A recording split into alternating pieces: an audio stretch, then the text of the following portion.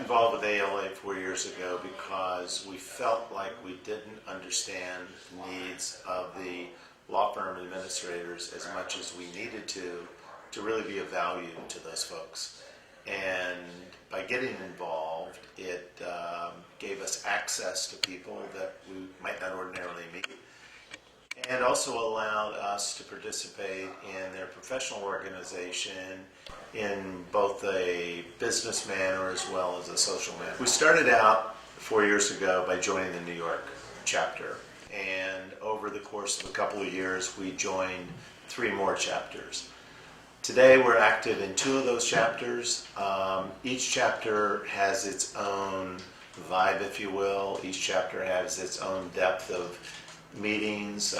Some have more meetings than others, but we found the New York chapter and the New Jersey chapter to be particularly fruitful for us and robust chapters in terms of size, where there's lots for us to do and there's lots for the organization to do. How do law firms differ from the rest of your business? Law firms are different, and one of the things I like about law firms is they are professionally managed, professionally run. I like the fact that most of our law firm clients, the legal administrators, have been in their jobs a long time. There's not a lot of turnover in that field, which means you can actually build solid relationships with people that have continuity. So one of the unique things about calling on legal administrators is that they have a lot more professional continuity than corporate people tend to. I think they also appreciate a job well done. They're more value-driven, I would say, than price-driven on everything they do. So for a company that tries to deliver quality like we do, you know, that's an important and valuable client. Are there any trends in the in flooring that you think law firms? I think some of the trends in flooring that are going to be important to law firms are twofold.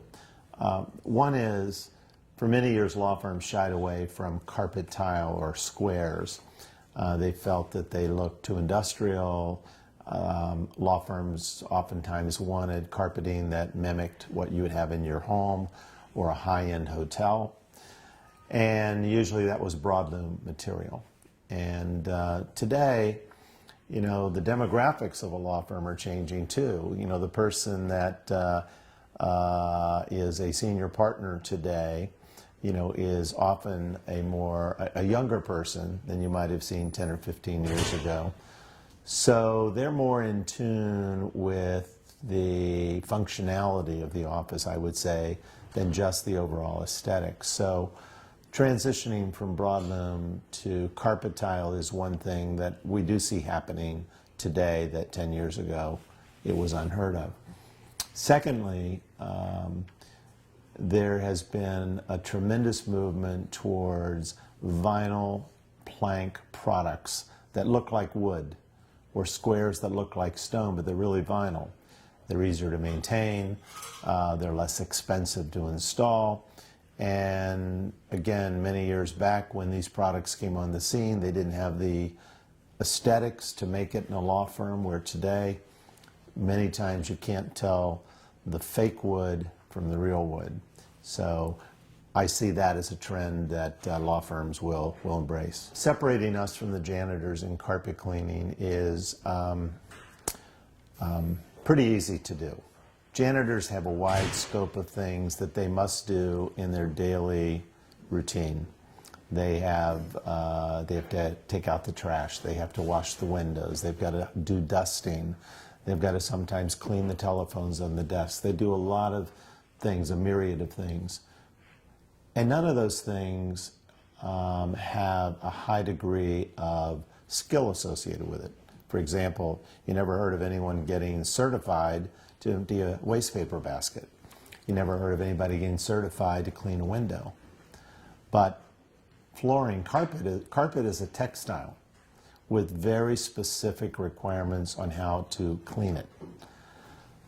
Typically, janitorial firms do not go through the depth of training that a firm like ours goes through to make sure that the processes we use, the chemicals we use, are going to be consistent with the materials, their warranty, their long-term performance. So there really is no way to compare what we do with floor care to a janitorial firm, but at the same time, we couldn't do the rest of the things that they do. I think ALA has done the best job in speaking from the leadership position to its members about giving business partners, which is what ALA calls a member in our category, an opportunity to do business.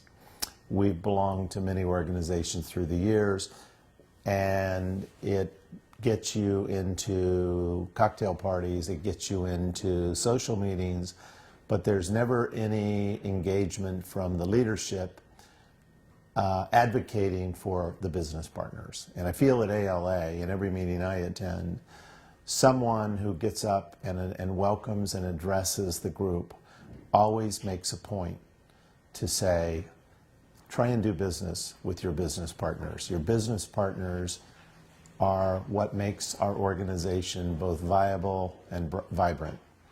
So as long as ALA continues that strong message and continues to call us a partner and not a vendor, we'll be members. Artie Weis started in New York City 25 years ago, and due to a lot of circumstances, clients asking us to open branches in other areas, or business opportunities that we saw in different areas, we, over time, over the past 25 years, evolved into a 7-location company. And we always went into those locations to service existing customers. There was always a reason that put us there, and it was the customers saying, if you had an office here, we would do business with you.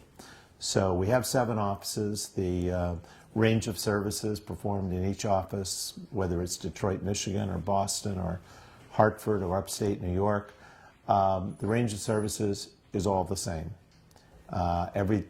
Everything to do with floor care, whether it's cleaning, maintenance, restoration, that's all part of our service arm. We also have an installation arm of flooring materials, where we work with people to develop a specification and get that specification taken all the way to a new installation. Artie Weis will be a member of ALA as long as that partnership I talked about continues.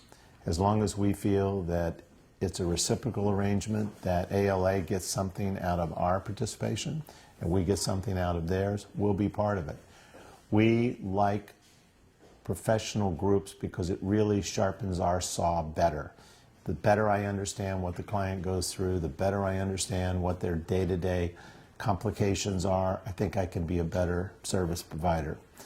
Frankly, I don't see us ever getting away from ALA because to date, what I've seen across the board is it's the kind of organization that is welcoming and the kind of organization that offers a nice payback for us. So we'll be there for the long haul.